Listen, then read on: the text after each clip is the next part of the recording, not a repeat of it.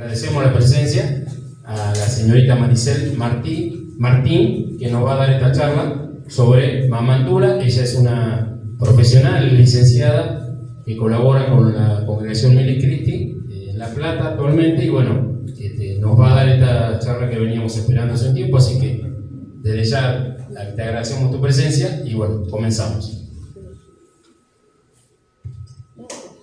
Bien, si les parece, arrancamos con una oración, así todos nos concentramos y a mí me sale bien.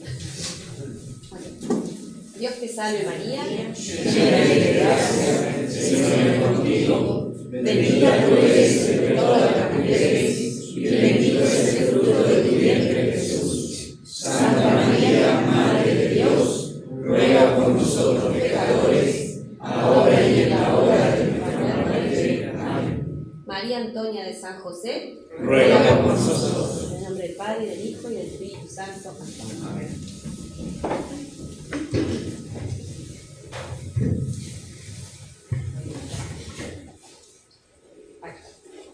Bien, bienvenidos a todos. Entonces, muchísimas gracias por venir. Espero que este ratito lo podamos aprovechar. Yo no soy una experta en la vida de Mamantula, pero estuve leyendo algunos libros sobre la vida de ella. Me encantó la vida, la verdad que me gustó muchísimo prepararla. Me encontré con una santa que no es muy conocida, o no es tan conocida en Argentina, aunque acá la señora me comentaba justo que su nieta, a Dios gracias, sí la conoce, acá cerquita, el General Villegas. En Santiago del Estero sí es conocida, pero en general en Argentina no tanto. Así que me parece una muy buena oportunidad para que todos aprendamos un poco de la vida de ella. Por otra parte, les voy contando que ella todavía es beata, o sea que le falta un pasito más para llegar a que la canonicen como santa.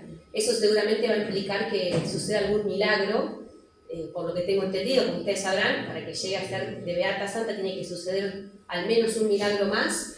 Así que bueno, también esto es una invitación para que todos le recemos, le pidamos intercesión, y más allá de los hechos milagrosos, para que tengamos fe en la intercesión de todas las personas que ya están en el cielo, más allá de los milagros en sí mismos.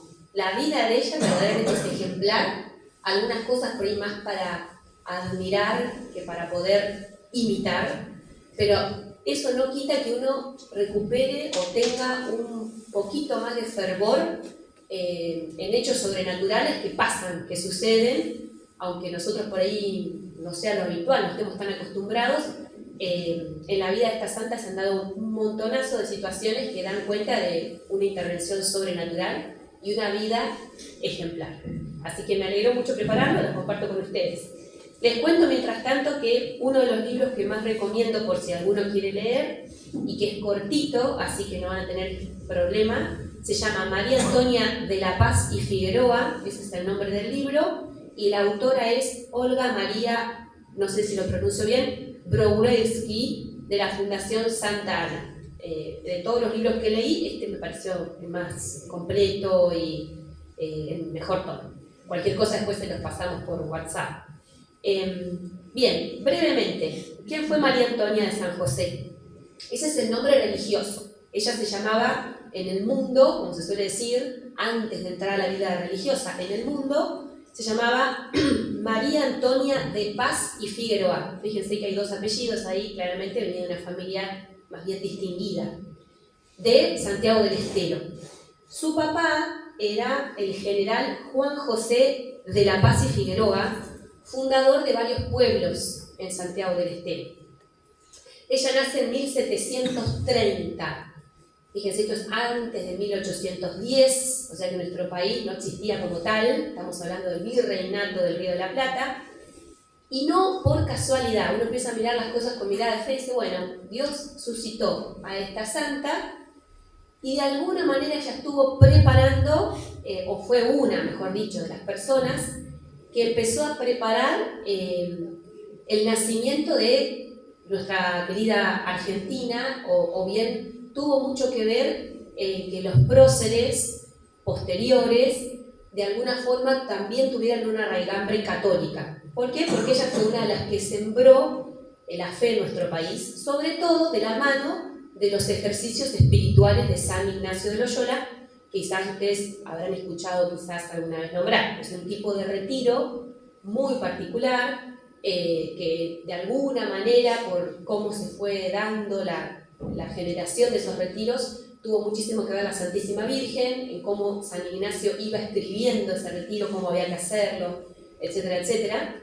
Y además, San Ignacio de Loyola, el fundador de la Compañía de Jesús, en los retiros, en los ejercicios espirituales, va plasmando también sus aprendizajes espirituales, cómo él lograba discernir espíritus, de lo que venía de Dios, de lo que venía del demonio, que a veces, ustedes sabrán, no siempre es tan fácil de distinguir, a veces el demonio nos confunde, bueno.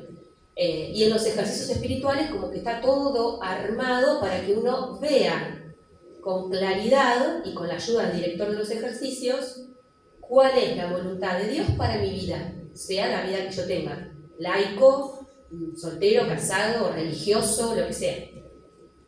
Los ejercicios espirituales, que son una cosa que sobrepasa a San Ignacio, o sea, es un bien de la Iglesia Católica, más allá de San Ignacio de Loyola, que fue el que los escribió, después fueron sumamente recomendados por distintos papas. Y al día de hoy se siguen predicando siguiendo el método ignaciano, ¿no? Que no es un método cualquiera. Ciertamente para predicar ejercicios hay que conocerlos bien.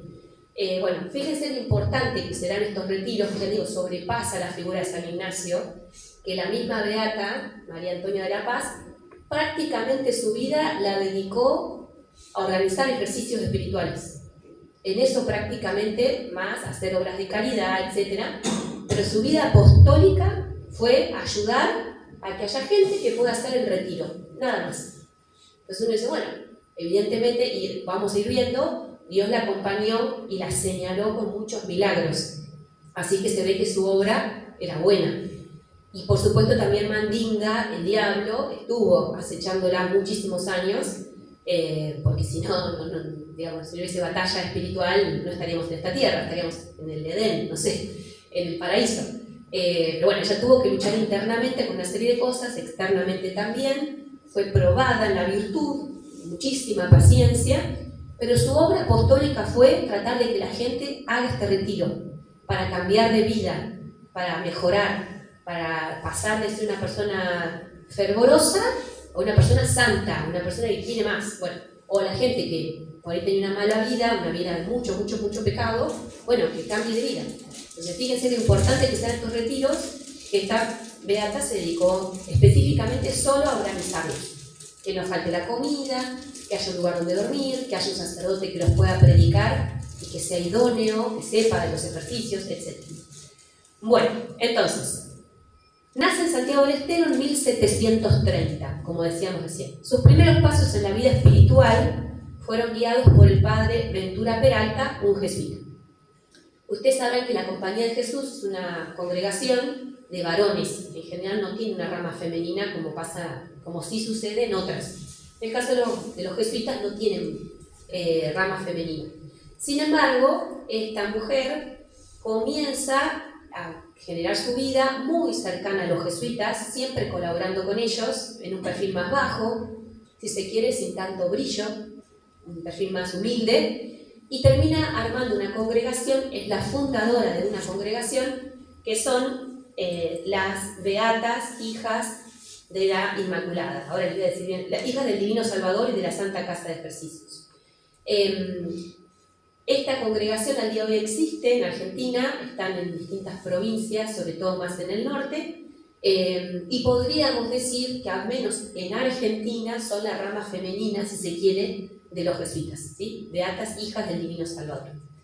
Bueno, desde muy joven decidió hacer ejercicios a los 15 años. En esa época no se vivía tantos años como hoy. Entonces a los 15 años ella decide hacer ejercicios espirituales y ahí ve que la voluntad de Dios para ella era quedar soltera, consagrarse a nuestro Señor, y decide dedicarse a las obras de apostolado que hacían los jesuitas. También en la época no era muy común que las mujeres que las mujeres tuvieran una vida activa siendo religiosas. Ahora nosotros sabemos que hay monjas que se dedican al cuidado de enfermos, a la educación, bueno, mil cuestiones. En aquella época la monja era una monja de clausura, carmelita descalza, etcétera, etcétera.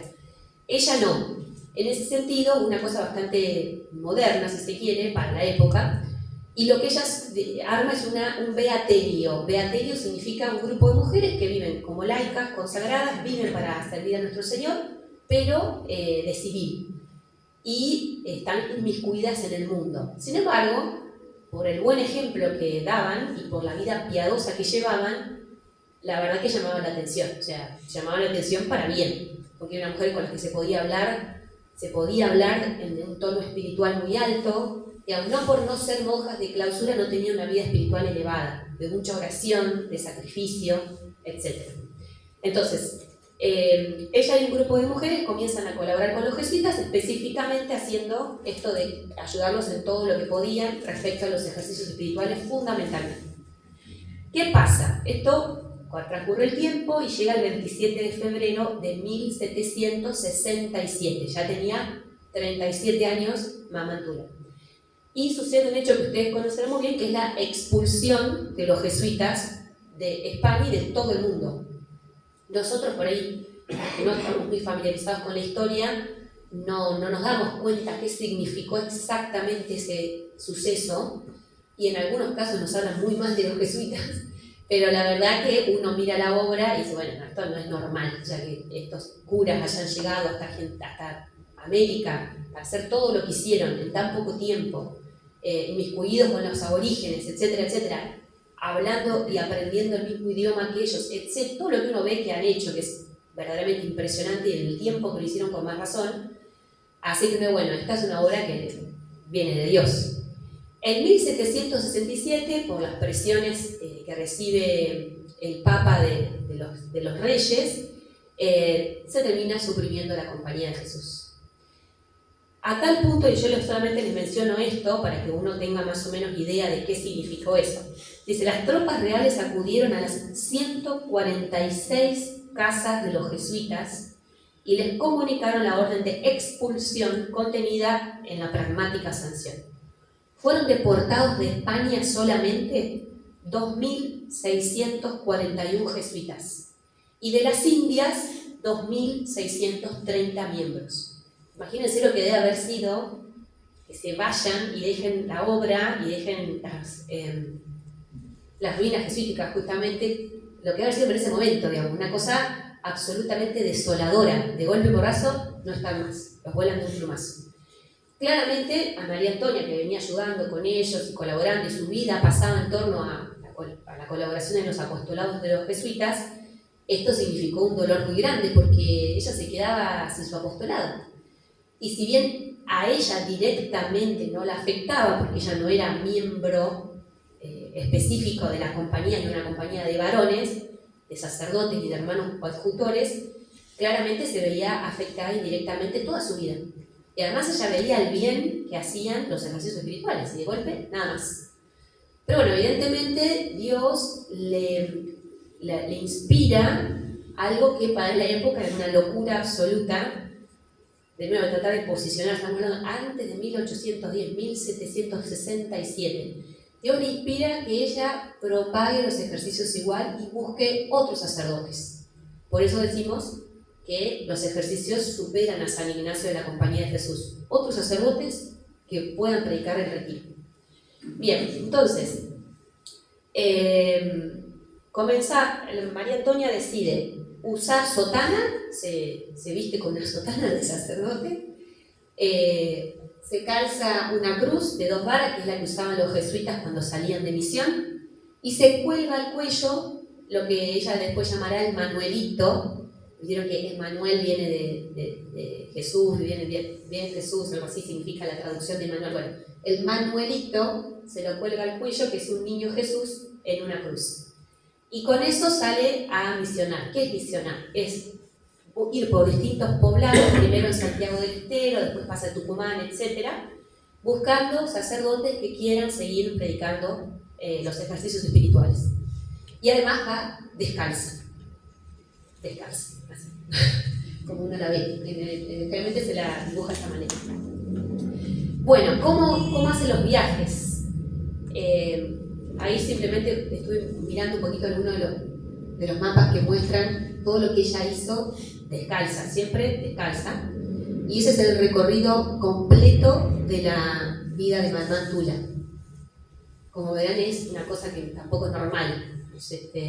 Además, luego, en esa época estaba lleno de peligros, ¿no? No solamente las rutas, no estaban para nada desarrolladas, los bosques, peligros de indios, de malones, ella era mujer. O sea, hay que tratar de usar la imaginación para entender lo que significó, lo que hizo esa mujer. Y además que no se haya muerto el primer día, o la primera semana, o el primer mes ya. Evidentemente, cuando Dios quiere algo, lo sostiene, porque si no, esto es una absoluta locura. ¿A quién se le ocurre? No es normal. Bien, entonces, en 1773, apenas 5 años después de la expulsión de los jesuitas, el obispo de Tucumán, fíjense ustedes, un obispo que se da cuenta de que no puede ser algo malo, de que los ejercicios y la obra de los jesuitas no era una cosa mala, un obispo dice, bueno, no, en mi diócesis que siga habiendo ejercicios espirituales. No serán los jesuitas, serán otros, pero este retiro tiene que seguir. Entonces este obispo tuvo la valentía de publicar un documento para que se fomente la práctica de los ejercicios. Los jesuitas, bueno, listo, pasarán a otra historia, pero al menos la obra de ellos que siga quedando. Y exhortó efectivamente a María Antonia de San José que continúe su labor. Así, con la venia de los obispos, pude ir concretando un plan misionero por las ciudades de San Miguel de Tucumán, Salta, Catamarca y La Rioja. Al principio arrancó por ahí, nada poco. Como decíamos recién, los viajes los hacía caminando, descalza, con su cruz de madera y pidiendo limosna. Por si era poco, se sostenía con lo que la gente le daba. Ahora, claramente su inspiración sería acompañada porque la gente no le da comida a cualquiera, digamos, no es que a él no le puede dar lástima a una persona, pero todo el tiempo que sea sostenida su obra es que evidentemente algo se veía en ella que inspiraba confianza, que inspiraba una obra de santidad, y se la veía, la tratarían de apoyar simplemente porque veían que lo que estaba haciendo era bueno. Dice ella, en Catamarca padeció una enfermedad y fue desahuciada por el médico. Y comenta la beata, me encomendé al Sagrado Corazón y me encontré curada pronto, sin ningún remedio, aseguró. Una vez, además, se rompió una costilla. En otra ocasión se dislocó un pie. Ella dice, pero fui curada una y otra vez por una mano invisible. En una carta al respecto escribe, algunos han repudiado mis pretensiones por locas y ridículas, porque el mundo, siempre fatuo y siempre adverso al Evangelio, debe explicarse con oposición a todo lo que es contrario. Bien me intima Jesucristo, os perseguirá el mundo, pero alentaos, yo he vencido al mundo. En 1775 se encontraba en La Rioja y solo allí, en La Rioja, se dieron 7 tandas de ejercicios seguidas, una tras otra, con la ayuda que recibía de piadosos sacerdotes. En 1777 ya había recorrido todas las ciudades de Tucumán y si bien no quedan testimonios de cuántas veces preparó ejercicios en algunas ciudades de Tucumán, solamente en la capital se hicieron 60 retiros. En 1777 y 1779 llega a Córdoba, una ciudad mucho más poblada. A fines del 77 ya se habían concretado ahí 8 semanas de ejercicios, convocando en algunas de ellas entre 200 y 300 personas. De nuevo, uno va viendo que efectivamente la obra no es de ella, es de Dios, porque nadie se va a sumar a algo, a un movimiento religioso, si no hay frutos, si uno ve que no es bueno. En cambio, cuando la cosa es buena, hasta en boca a boca, que es lo que había en esa época, comienza a circular, al punto de que estamos hablando de tandas súper numerosísimas. Esto solamente hay que acordar al cura Brochero. Lo mismo, el cura Brochero prácticamente nunca predicaba ejercicios, pero sí exhortaba a la gente a que los hiciera. Y él se ocupaba de conseguir quién predicara. Y las tandas que él organizaban, 100, 200, 300 personas. Y al igual que Mamá Tula, iba por todo el país buscando gente, los poblados, criollos de acá, criollos de allá. Una obra muy parecida. Entonces uno ve que el retiro no es propiedad de los jesuitas. El retiro y los ejercicios efectivamente están pensados por Dios, Solamente hay que conseguir buenos sacerdotes que lo prediquen, pero no es algo potestad de una congregación en particular, como muchos bienes de la iglesia, es para toda la comunidad. Bien, cuando llega a Córdoba además se hace muy amiga o entablará relaciones con las madres carmelitas, quienes empezarán a rezar por su obra. Las carmelitas de clausura toman este apostolado también propio y empiezan a rezar los preciosos sacrificios para que Dios acompañe a esta beata. Y además se hace amiga de una viuda, de una señora que se llama Margarita Melgarejo de Dávila, que también era una mujer que había tenido una buen pasada en el mundo, pero de golpe y porrazo, siendo viuda, decide cambiar de vida y acompañar a Mamá Antula en toda su obra. Ella también se une y comienza a colaborar en la organización de las tandas de ejercicios. Bueno, después de bastante tiempo decide viajar a Buenos Aires. ¿Por qué? Porque en Córdoba tiene la experiencia, además de que el fruto es mayor cuando se logra llegar a ciertas ciudades que por importancia tienen mucha influencia a su vez en toda la sociedad.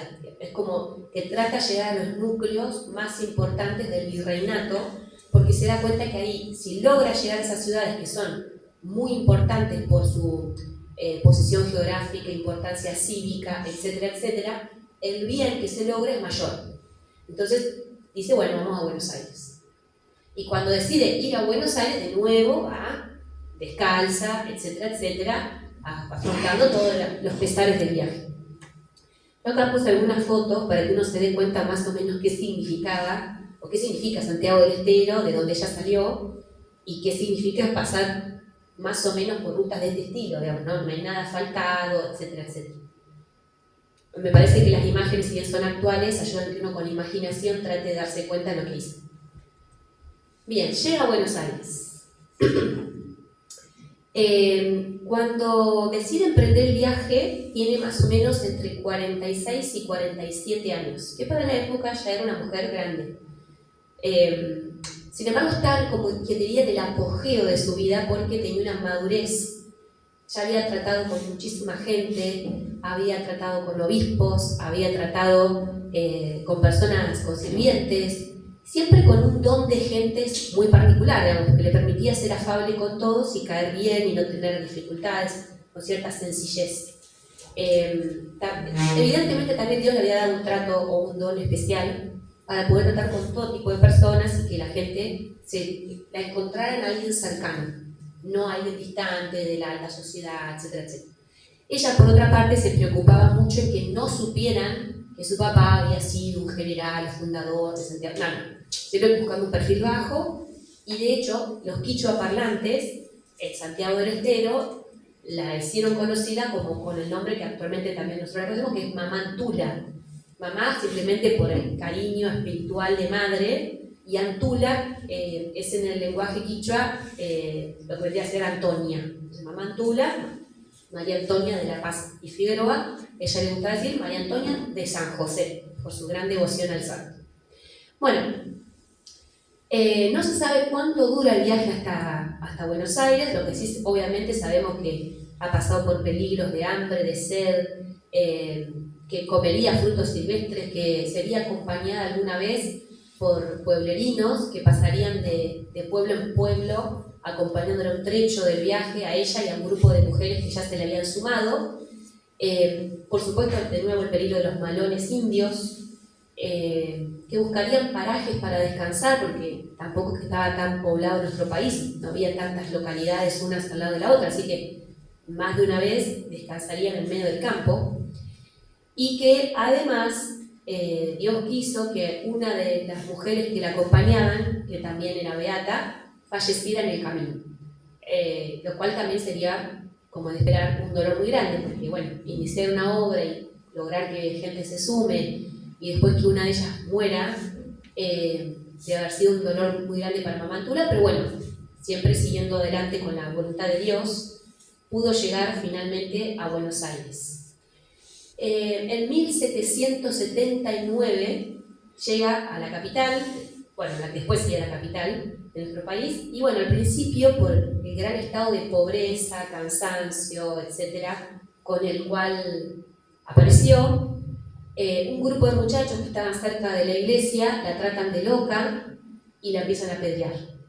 Entonces uno a veces piensa, ¿no?, que esta obra es de Dios.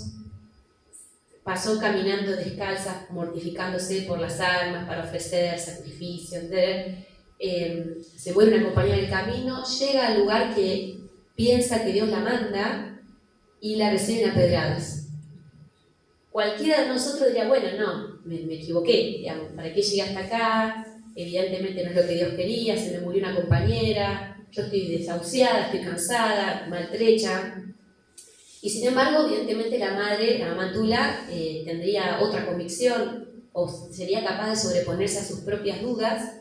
Entra a la iglesia un poco para refugiarse en las piedras y otro poco para hacer oración, para llegar y a descansar en el Señor. Y ahí, por gracia de Dios, Cristo se le aparece y la consuela. Y le hace ver que su obra iba a ser duradera. Así que ella retoma fuerza, retoma confianza, y desde ese momento le tiene muchísima devoción a esta iglesia que es Nuestra Señora de la Piedad, que está actualmente en Buenos Aires. Ella se va a arrodillar cerca de la imagen de la Virgen de los Dolores y ahí recibe una consolación espiritual muy grande.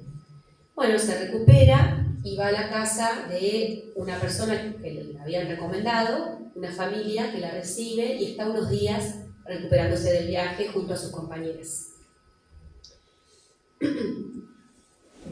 Bien, transcurridos unos días, una vez que se recupera, está en mejor condición física, se acerca primero y principal al obispo del lugar y le cuenta su proyecto de poder predicar ejercicios espirituales.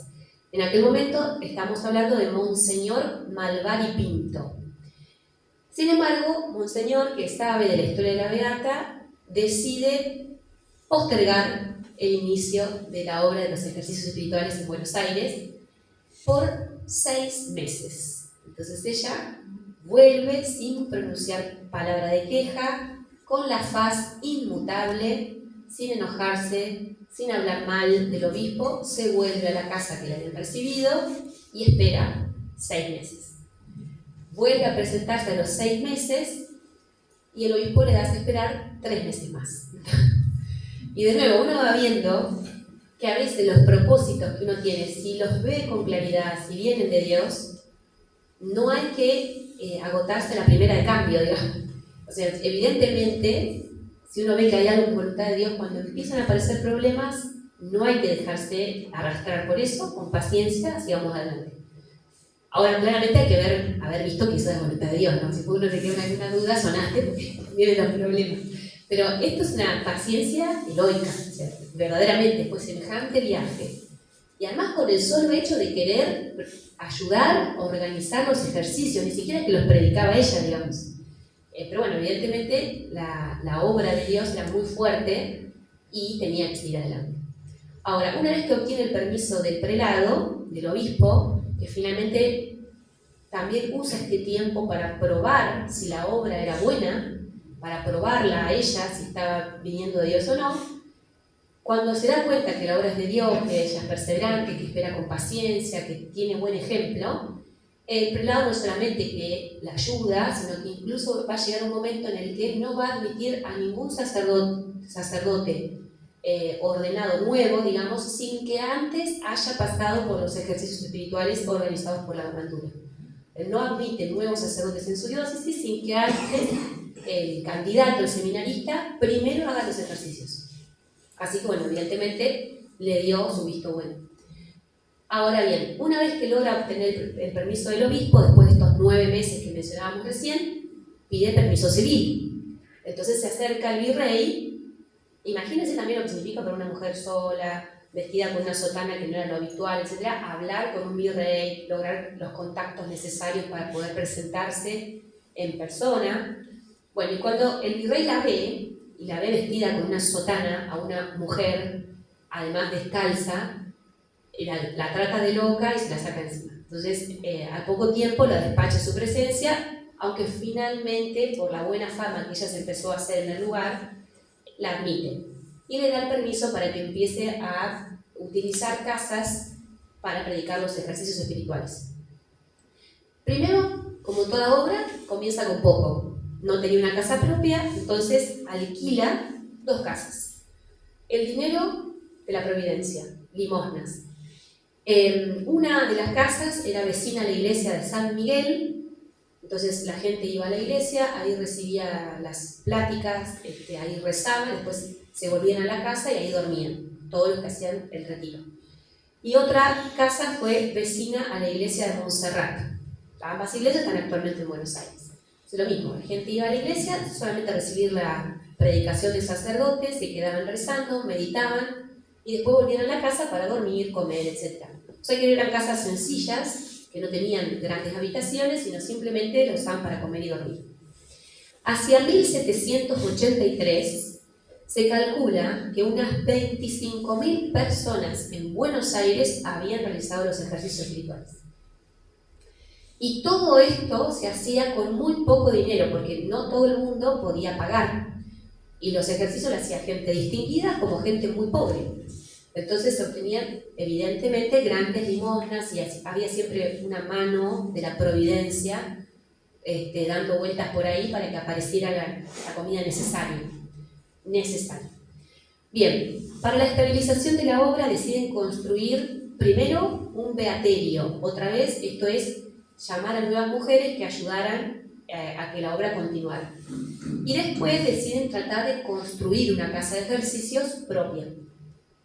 En 1794, bueno, acá están las iglesias que les contaba hoy, San Miguel, Montserrat y bueno, siempre la de la Piedad.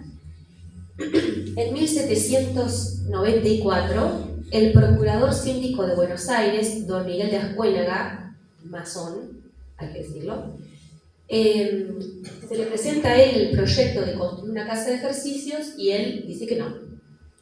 Entre otros motivos, bueno, siempre para que no avance la religión, ¿no? Ese es el motivo de fondo.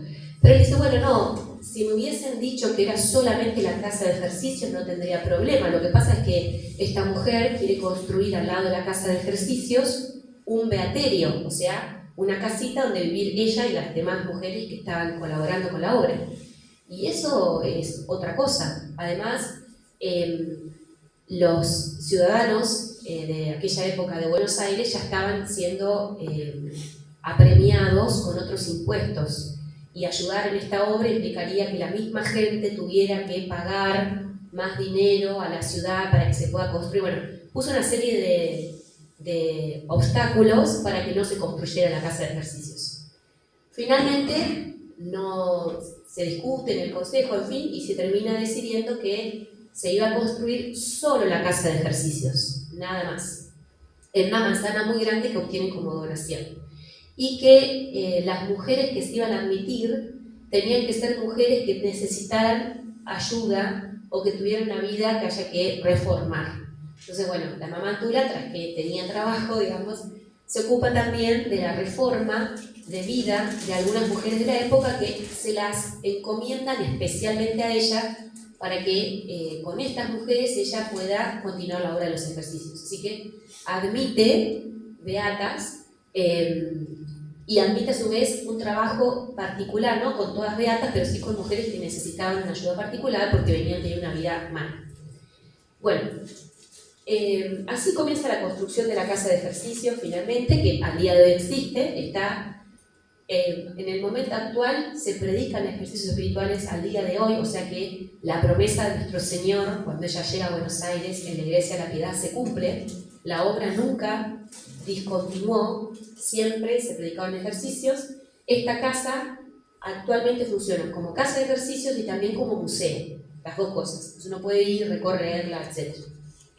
Y hay una cruz que después tiene toda una historia, esa cruz que se ve adelante, que es muy interesante porque sucedió un milagro. Ahora se los voy a contar. Fíjense que sigue teniendo el sello de los jesuitas.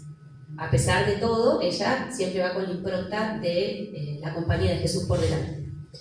Vamos a mirar otras fotos de la casa. El predio es bastante grande, como observarán. Todo se hizo a base de muchas y grandes donaciones, incluso algunas donaciones venidas del Paraguay, donde también la fama de ella se hacía cada vez más conocida. Esas son fotos de la antigüedad, cómo estaba la casa en sus inicios y después actualmente. Han cambiado algunos colores, pero tratan de conservar lo más que se puede la fachada original. Fíjense los techos. Ella planta un naranjo que creo que al día de hoy todavía está en la casa. Y la cruz muy importante. Bien, obras de caridad y milagros. Decíamos que la obra más importante de Mamantula fue tratar de que se persevere en estos retiros, que existan estos retiros. Bien, sin embargo, vale destacar que en torno a toda esta obra sucedían muchos milagros que acompañaban el trabajo de esta mujer. Quizás el que se repitió más veces y el más visible para todos los que estaban en la organización de los ejercicios, las beatas y la gente que se acercaba a cocinar y después se iba, esto también vale la pena contarlo. Incluso ella logró que una virreina viniera hasta la casa de ejercicios a cocinar y servir a los ejercitantes, para que se ponga al servicio de, ¿no?, una virreina. Fíjense el poder de influencia de esta mujer, digamos. Pero bueno, una de las cosas que más notoriamente se hacía y que se veía en la providencia de Dios es la multiplicación de los alimentos. Muchísimas veces, como eran tantas de personas muy numerosas, de 200 personas, como habíamos dicho, llegaban a haber hasta 300 personas haciendo ejercicios, no alcanzaba la comida. Y esta mujer respondía siempre con frases muy contundentes.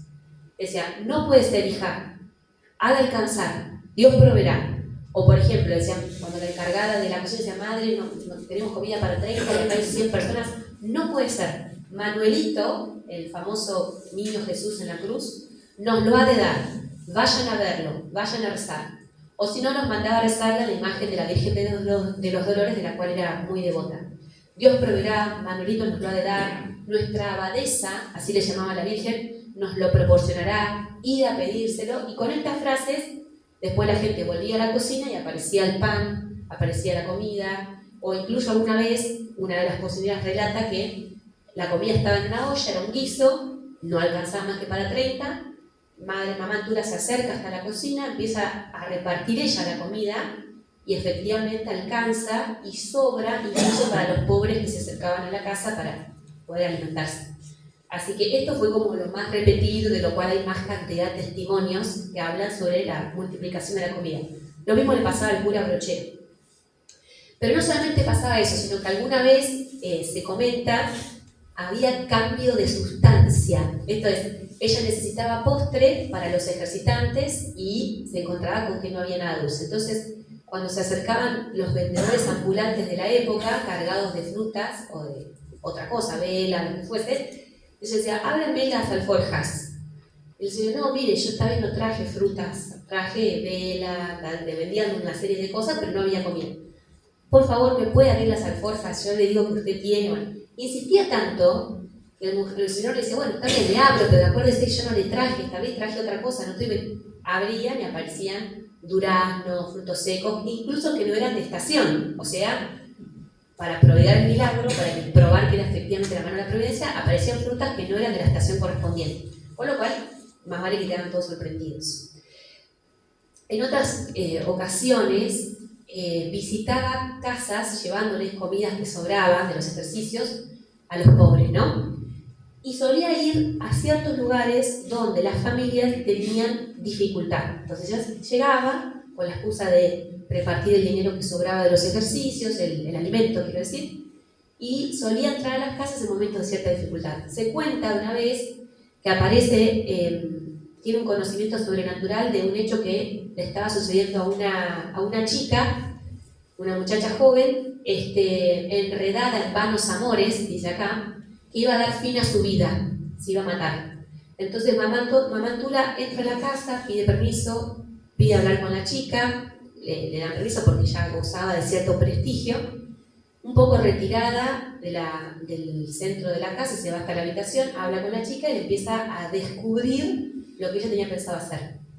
Y le afea la situación, le hace reflexionar, la chica, bueno, empieza a darse cuenta que iba a cometer una locura, iba a tener una muerte ignominiosa, vergonzosa, en fin, y la convence para hacer ejercicios espirituales. La chica va, hace los ejercicios, pide permiso a la familia, y después termina siendo beata y muy piadosa, o sea, se une a la compañía de Mamantula.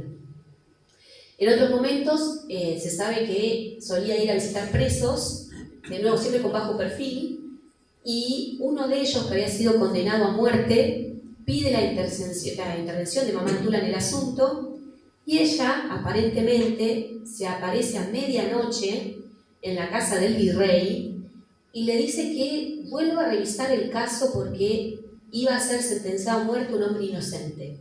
El virrey, como ya conocía la fama de santidad de la que gozaba Mamantula, manda inmediatamente que se revise la causa y efectivamente encuentran irregularidades en el procedimiento y este preso se termina saliendo inocente de la causa. Y así hay una serie bastante larga de hechos sobrenaturales. Uno de los más quizás resonantes, no tan repetido pero sí resonante, es el del albañil que colocó la cruz que veíamos hoy en la casa de ejercicios, esa cruz alta. El albañil que estaba colocando se resbala y cae de los andamios y cae muerto. Más o menos cae unos 8 metros. Todo el mundo, los constructores van y le avisan a Mamantula y Mamantula dice: no puede ser, en la cruz está la vida, no puede ser, va a recobrar la salud. Vuelven los obreros y se cercioran de que el hombre había muerto. Y de nuevo regresan a Mamantula, ella queda un tiempito en oración, hace silencio, casi como esperando una señal. Ella ahora sí va hasta el cuerpo y le dice que se levante, que no había pasado nada. Y el muchacho se levanta, sube a los andamios y sigue poniendo la cruz. Este es un hecho absolutamente milagroso que la acompañó y que se conoce por el testimonio de toda la gente que presencia este lugar, en particular los obreros. Pero bueno, este tipo de situaciones no eran las únicas, digamos. Evidentemente la obra, de nuevo, es de Dios. Acá estamos con la bendición de los panes y les diciendo: vayan a ver al Manuelito, pídanle a nuestra abadesa. Bueno, virtudes señaladas. Por supuesto, una mujer que guardó castidad absoluta, porque estaba consagrada a Dios. Sin embargo, una mujer que gozaba de un rostro muy lindo, muy bello. Y a pesar de eso, se preocupó siempre por tratar de mantener un perfil muy bajo y fue extraordinariamente respetada. En algún momento, nunca falta gente de mala voluntad, se le acercó un muchacho, un mozo atrevido, intentaron abalanzarse sobre ella y besarla, y ella enseguida se dio cuenta de la situación y les puso una cruz en el medio y dijo: besad esta, que los ha de salvar. Lo mismo pasó con otro hombre libertino que se quería acercar y mirarla, etcétera, etcétera, y ella lo esquiva, y el hombre, cuando logra mirarla a los ojos, se cae, y cae desmayado, porque le impresiona mucho la faz que tiene. Evidentemente le ha dado mucha impresión conocerla personalmente. Siempre guardó suma castidad y siempre trató de ocultar su apellido, su familia. Vivió pobremente toda su vida. Se dice que comía apenas una comida al día y a veces ni eso. Vivía con un ayuno casi permanente, con muy, muy poca comida que la sostuviera, además de andar descalza. Todo este tipo de sacrificios los ofrecía por el bien de las almas, por la conversión de los pecadores, por todas las personas que iban a hacer el retiro posteriormente para que pudieran cambiar de vida, etc. Muchas veces nosotros decimos estos ejemplos, más que ejemplos, son ocasiones más para admirar que para imitar, porque no todos estamos llamados a tener un ayuno continuo, pero ciertamente que ella vivía así. Y hay que decirlo, vivía así. Bien, a veces, sin embargo, la vida no se le hacía fácil espiritualmente, digo. Al mismo tiempo que Cristo la consuela en la iglesia de la piedad cuando ella llega a Buenos Aires, al mismo tiempo que suceden estos milagros, producto de su fe, también era atormentada por el demonio. Y también Dios por momentos no era tan visible. Se cuenta de muchísimos santos que tuvieron sus noches de oscuridad, sus noches de dudas, la falta de consuelo espiritual, muchísimas veces, en la vida de los santos, que no es siempre su vida, sino que tiene sus momentos de oscuridad. La vida de Mamantula también la tuvo, donde Cristo no estaba tan visible, donde la obra no era tan palpable, donde la fe hay que justamente sostenerla más allá de lo que uno siente en ese momento. Bueno, ¿qué se dice de esos momentos? Ella se retiraba a su pieza y a veces era atormentada por demonios, que le daban grandes golpes y trataban de espantarla con visiones horribles que la desesperasen o acobardasen. en venganza de muchas de las conversiones que se sucedían por su medio.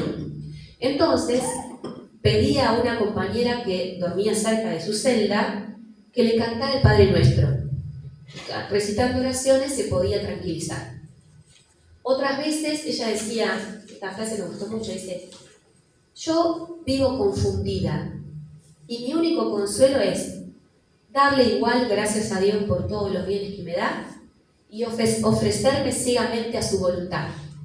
Fíjense ustedes, yo vivo confundida, pero mi único consuelo es darle igual gracias a Dios por los bienes que me da y ofrecerme ciegamente a su voluntad. Fíjense, no ve nada, no ve nada. Es más, se siente ciega y confundida.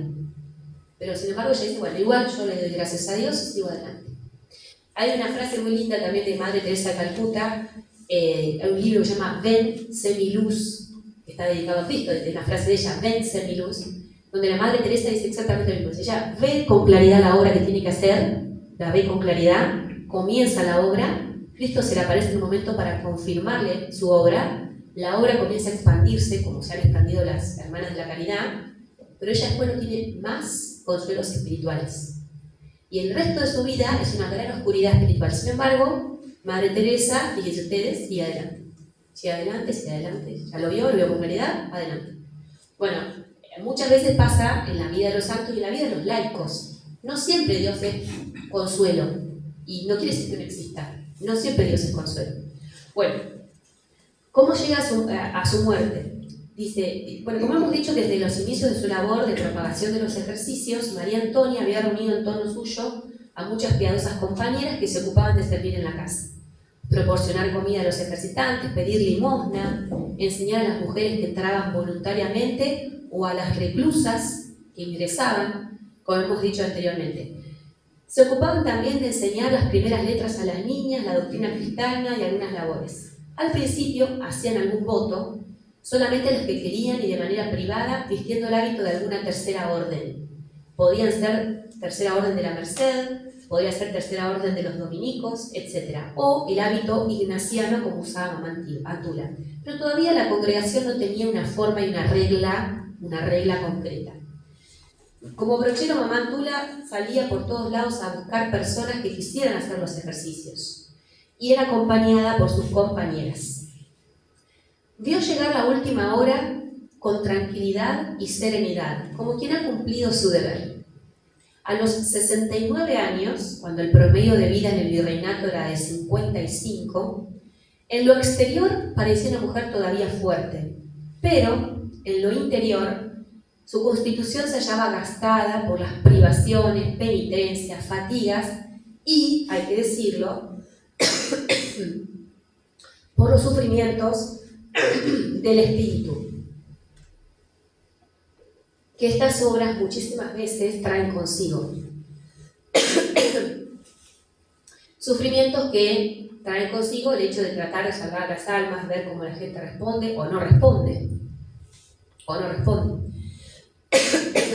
3 días antes de morir, se sentó en un banco delante de la puerta de la casa de ejercicios y desde allí exhortaba a todos los que pasaban a que hagan penitencia y cambien de vida. No estuvo enferma mucho tiempo, tampoco dio gran trabajo a sus compañeras, sino que simplemente el 6 de marzo se sintió desfallecer y presa de una gran fiebre se acostó en su pobre tarima que le servía como colchón, como lecho, y en la celda número 8 de la casa de ejercicios, que aún se encuentra igual que en aquella época porque es parte del museo, dictó su testamento muy sencillo en previsión de lo que iba a suceder. Se confesó con el capellán de la casa, recibió la comunión y demás auxilios espirituales, y el 7 de marzo murió en brazos de su amiga, doña Margarita Malgarejo, aquella viuda que había conocido en Córdoba y que se había sumado al grupo de las Beatas. Ella y la hermana Isidora Sosa, de Santiago del Estero también, fueron testigos de un hecho también milagroso. Cuando falleció la Madre Teresa, la pieza se llenó de una gran luz a manera de fuego y abriéndose el techo hacia lo alto, vieron subir el alma de la fundadora en forma de un globo resplandeciente. Entonces ven esa situación sobrenatural. Su entierro se hizo como ella ordenó. Mamántula no quería recibir ningún tipo de halago social. Entonces había pedido en su testamento que su cuerpo no tuviera ataúd, que no se la pudiera distinguir, que se la tirara a la tierra y nada más, y que fuese trasladada por 4 obreros de los que habían construido la casa de ejercicios, y que fuese durante la noche, para que nadie se enterara del asunto.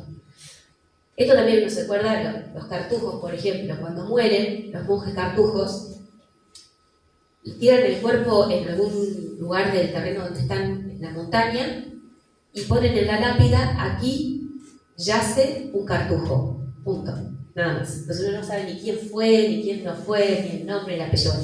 Mamántula, en búsqueda de este ocultamiento total del mundo, y además ya su fama de santidad había circulado, entonces era una persona realmente conocida en Buenos Aires y otras partes del virreinato, buscaba el mayor ocultamiento. Y por eso pidió que no se la pudiera, no se señalara el lugar donde ella fuese enterrada. Pero las beatas, que ya conocían la fama de santidad de su fundadora y además no querían perderla, no querían perder el lugar donde ella iba a morir, le hicieron caso en todo, porque era parte de su testamento, pero le pusieron debajo de la cabeza un tronco de ñandubay, que es una madera que, bueno, no se corrompe tan fácilmente con el paso del tiempo. Entonces, cumplieron todo, fue enterrada a medianoche, la llevaron 4 obreros, la pusieron en lugar sin lápida, pero el cuerpo abajo tenía debajo de la cabeza esta madera, que al menos eso ayudaba a reconocer dónde había quedado la fundadora, porque más allá de todo, bueno, la gente, la que la quería, sobre todo las que la habían seguido tan de cerca, sabían que en algún momento podía pasar a ser santa. Entonces, de alguna manera trataron de poder identificar. Bueno, al poco tiempo, igual por supuesto todo el mundo sabía que se había muerto, porque ya no caminaba por las calles, porque ya no se sabía nada de la madre, y empezó el alboroto y a empezar a preguntarse cómo no le habían hecho funerales como debían a esta mujer, y en fin. Con lo cual se empezó a organizar, después de varias semanas, organizaron los solemnes funerales. Vino el superior de varias congregaciones, entre ellos el de los dominicos, a predicar, y se llenó la iglesia donde hicieron los funerales finalmente, luego de unas cuantas semanas. De todas maneras, bueno, la beata fue enterrada y no se sabía bien dónde.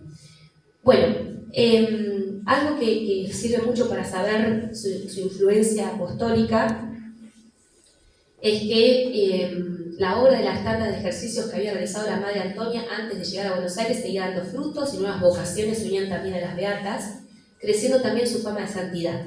Incluso Benita Arias y Camila Rolón, que después fueron fundadoras de otras congregaciones, un tiempo estuvieron viviendo junto a las beatas hijas del Divino Salvador, fundadas por Mamántula. Después ellas se separaron y cada una organizó su congregación. Pero bueno, un tiempito estuvieron ahí. Tal era el influjo de su obra que el teatro, la casa de comedias, cuando había tantas de ejercicios, debía cerrar. Su obra misionera además no solamente estuvo en Argentina, sino que ella logra viajar a Montevideo y a Colonia, Uruguay. Y allí también se organizan tantas de ejercicios, llegan a hacer ejercicios 500 personas. Además, el ejemplo de la beata traspasó los océanos. En Europa, alguien, de título anónimo, no se sabe exactamente quién fue el autor, escribe un libro sobre ella, que se denomina, al día de hoy todavía existe, el estandarte de la mujer fuerte, así se denomina. Y justamente se empieza a contar la vida de esta mujer, Mamántula.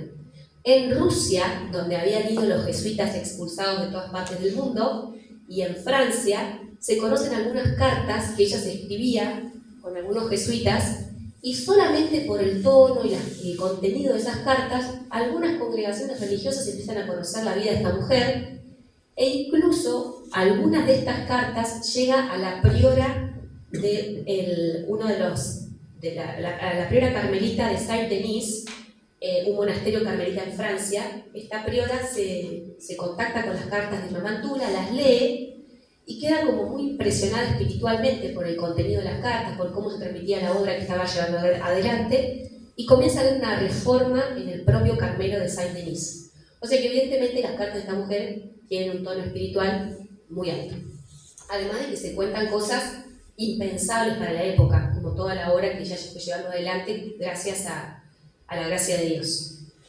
Bueno, vamos a finalizar comentando el proceso de canonización. Ahí dice 1909, comienza en Buenos Aires el proceso ordinario de beatificación y canonización. El padre Alfonso Lescano, en dicho proceso, respecto del retraso, estamos hablando de más de 200 años después de que ella muere, no se explican por qué se demoró tanto, dado que ella ya gozaba de fama y santidad cuando muere. Y dice uno de los sacerdotes que atestigua en el proceso, o sea, es parte de, y ha juramentado que lo que ha dicho es cierto, dice: he oído además, este sacerdote, el padre Adolfo Lescano, he oído además que en el año 1812 el señor presbítero don Nicolás Calvo, encargado de la parroquia de la Concepción, vecina a la casa de ejercicios, tenía los papeles e información respecto de esta madre beata y que, complicado en una revolución política propia de la época, encabezada por Álzaga, todos estos papeles fueron secuestrados por orden del ministro Rivadavia y fueron quemados. Ustedes también sabrán, Rivadavia también era masón. Bueno, sin embargo, el proceso avanza y aunque nuevamente fue detenido otra centuria de años, en el 2010 Benedicto XVI la proclama venerable y el 27 de agosto de 2016 fue beatificada finalmente por el Papa Francisco. Ustedes sabrán, también pertenece a la orden de los jesuitas, o pertenecía a la orden de los jesuitas. Bien, hasta acá la vida y obra de Mamá Antula. Las palabras del virrey de Redondo también fueron muy conocidas en su funeral, que les dijo el estandarte de la mujer fuerte. Y bueno, por mi parte, nada más. Espero que les haya ilustrado la vida de esta santa.